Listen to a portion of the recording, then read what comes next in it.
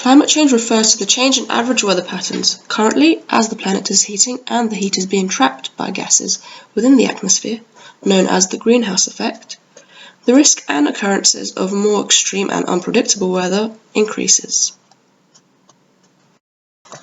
The actions of the human population are altering the natural greenhouse. The burning of fossil fuels, such as coal and oil, has increased atmospheric CO2 levels over the last century. This was a significant consequence of the Industrial Revolution, which began from around the 1760s. New manufacturing processes and changing to a heavy use of coal meant that air pollution levels rose drastically due to the increased emission of CO2 into the atmosphere along with other dangerous gases and substances.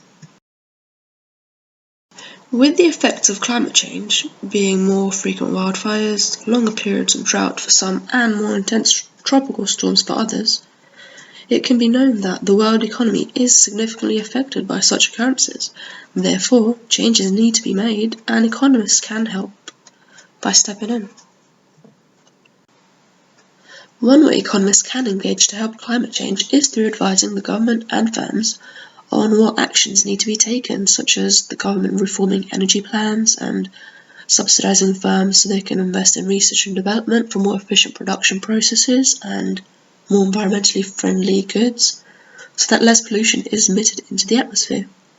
Economists advising firms to invest in research and development can help make firms aware of the incentives of investing their profits, or perhaps the given subsidy into research and development. Of course, the obvious incentive is the benefit to the environment. However, if changing the production process or the goods to fulfill this benefit means that the firm's costs increase, then they'll be reluctant to do so. This is where the economists come in and outline other significant incentives. An additional incentive is that consumers think of firms highly if they know that the firm is committed to being environmentally friendly in association with non-profit organizations such as charities and have high ethics standards. These factors alone make consumers more inclined to consume goods and services produced by that firm, meaning that the firm's revenues would increase. Not only that, but due to the increase in demand, the firm can exploit economies of scale, since they can lower average costs as their output increases. A further incentive is that if, with the economist's advice, the government set up a scheme where, if the firm meets certain targets, such as low CO2 emissions and less waste, they'll be rewarded financially or provided with a grant for marketing and advertisement, then the firm would be much more likely to invest their profit in research and development.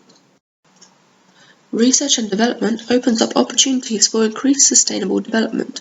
An example can be changing from crude oil and coal use for fuel and energy to solar and wind power instead, which means non-renewable resources such as crude oil can be held as reserves for future generations.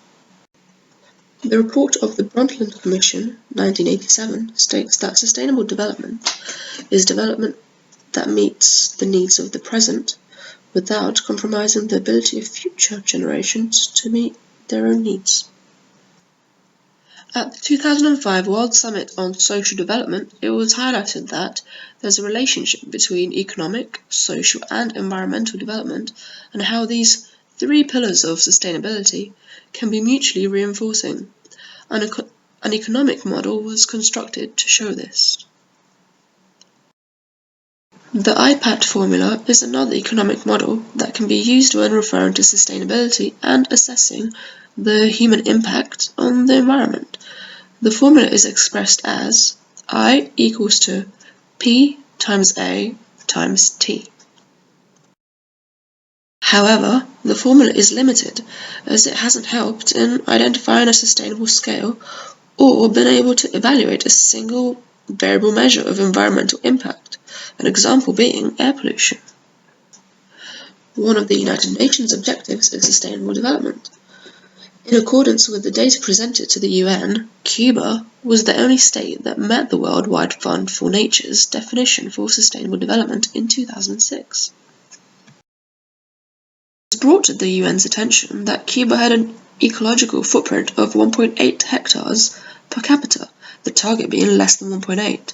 Furthermore, it was said to have a Human Development Index of 0.855, exceeding the target of 0.8. Currently, developing countries are sustainable. However, with their populations growing and their demand starting to reflect the demand of developed Western countries, strategies need to be made by economists in order to achieve sustainability across economies, maintaining the sustainability of current developing countries, and driving the Western countries out of the unsustainable living region. In summary, economists can engage to help combat climate change on a national scale by working with the government and firms in order to develop cost-effective, environmentally friendly production processes, goods, and renewable energy plans. This can be achieved through lobbying, working with non-profit organisations, and the use of incentives. Moreover, economists can contribute on a global scale too. This can be attained by working with global organisations such as the UN in pursuance of new initiatives and economic models such as the IPAT formula, which would help assess current conditions and aid in climate change management. Finally, both nationally and globally, it is essential to have up-to-date information and statistics available to the public to ensure that there isn't a market failure of imperfect information present.